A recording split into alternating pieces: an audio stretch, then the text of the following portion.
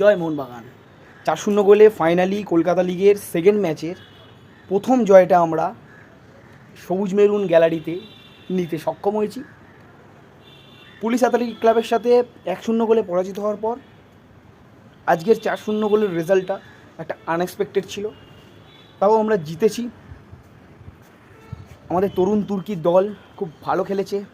মিডফিল্ডে একটু ছাড়া ভাব ছিল এবং 3-0 হওয়ার পর কোথাও মনে হচ্ছিল যেন অ্যাটাকিং মনোভাবটা কমে গেছিলো, কারণ আজকের চাইলে আরও 2 কি 3টে গোল বেশি করতে পারতো, বাট কোথাও মনে হচ্ছে যে 3-0 গোলের পর অ্যাটাকিং মনোভাবটা একটু কমে গেছিলো, ডিফেন্সিভ খেলার চেষ্টা করছিলো। তাও 4-0 গোলের রেজাল্টটা আমরা পেয়েছি, একটা আনএক্সপেক্টেড রেজাল্ট, কারণ 1-0 পুলিশের অ্যাথলেটিক ক্লাবের সাথে হারার পর 4-0 রেজাল্টটা আমাদের কাছে সত্যিই একটা আনন্দের রেজাল্ট।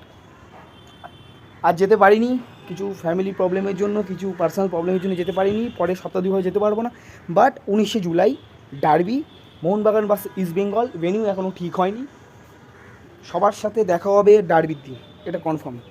আপাতত কলকাতা লিগ 2025 সিজনের সেকেন্ড ম্যাচে প্রথম জয় মোহনবাগানের ঝুলিতে, এবং টেবিলের লিস্টে আমরা 3 পয়েন্ট পেতে আপাতত সবুজ মেরুন ঝুলিতে 3 পয়েন্ট নিতে সক্ষম হয়েছে।